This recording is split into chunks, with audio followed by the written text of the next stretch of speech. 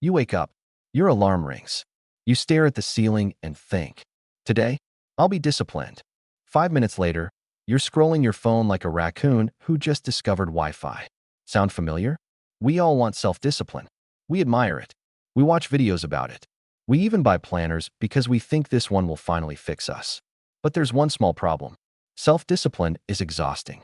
And in Japan, many people don't even try to rely on it.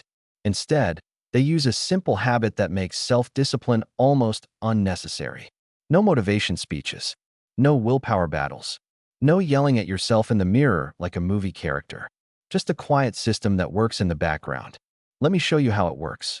First, let's be honest about something. Self-discipline sounds cool, but in real life, it's like a phone battery. Fully charged in the morning, at 3% by afternoon. Completely dead right when you need it most.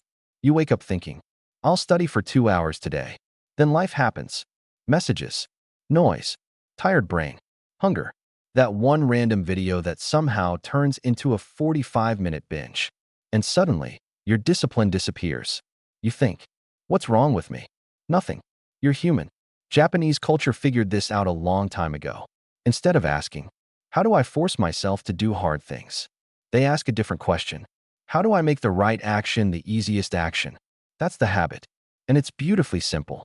In Japan, there's a strong focus on setting up your environment before relying on your willpower. They don't trust motivation. They don't trust discipline. They trust systems. Let's look at a simple example. Imagine two students.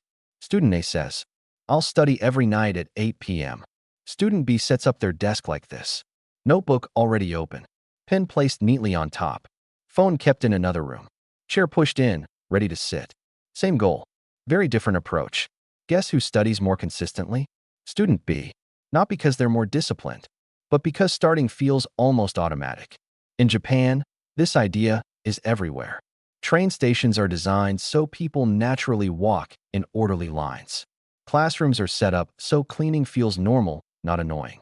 Shoes are removed at the door so cleanliness becomes a habit, not a rule. The environment does the hard work. Let's bring this to daily life. Think about brushing your teeth. Do you need discipline to do it? No. You don't wake up and say, come on, be strong, be disciplined. Brush your teeth. You just do it. Why? Because your toothbrush is there. The sink is there. The habit is built into your environment and routine. Now compare that to something like studying, exercising, or learning a new skill. We usually make those things hard by accident. Books hidden in a drawer. Exercise mat under the bed. Guitar inside a case, inside a cupboard, inside another cupboard. And then we wonder why we lack discipline. Japan flips this completely. They practice a habit often called pre-deciding. You decide once, in advance, so you don't have to decide again. For example, when will I study? Where will I study? What exactly will I do? Not, I'll study more. But, I'll sit at this desk, open this book, and read 2 pages. 2 pages. That's it. This is important. Japanese habits often focus on small, non-scary actions, not big heroic efforts, because your brain hates big scary things. If you say, I'll study for 3 hours, your brain panics. If you say, I'll read 1 page, your brain shrugs and says, fine. And once you start, something interesting happens. Starting creates momentum, and momentum feels easier than discipline. This is why the habit works. Let me give you a funny example. Imagine you tell yourself, I'll clean my entire room today. Your brain immediately files that under. Absolutely not. But if you say, I'll just pick up 5 items, suddenly, you're cleaning for 20 minutes. Not because you became disciplined, but because you removed the mental resistance. Japanese culture respects this idea deeply. They don't shame themselves for doing small things. They celebrate consistency over intensity. Doing a little every day is considered powerful.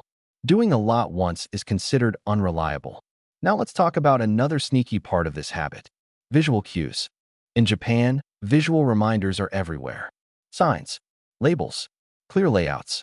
Not to control people, but to guide them gently. You can use this too. Want to practice a language?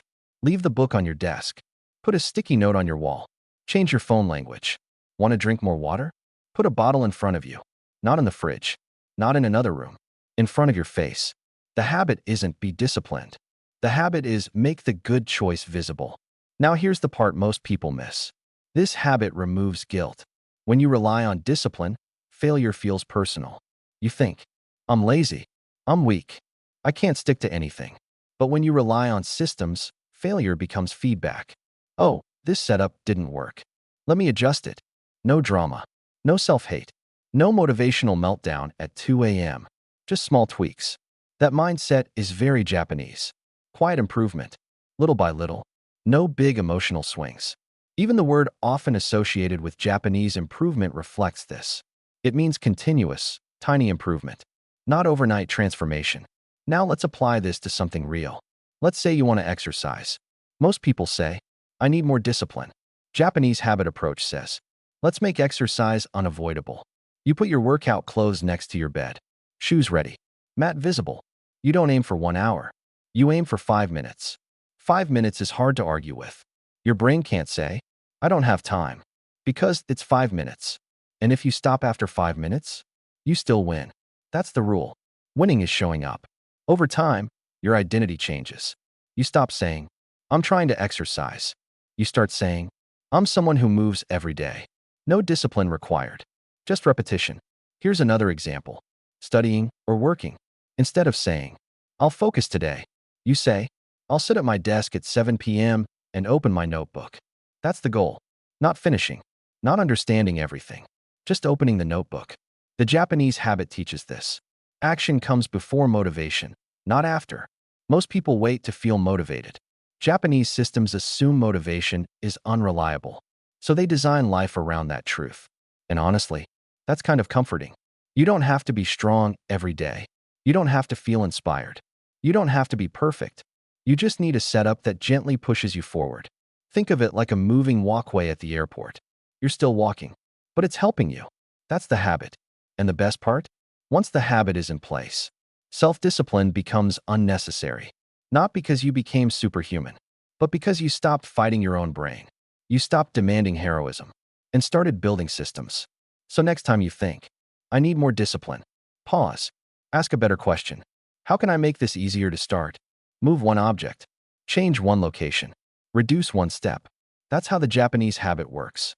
Quiet, simple, effective, and honestly, way less stressful than yelling at yourself every morning. If discipline feels hard, maybe discipline isn't the problem. Maybe the system is.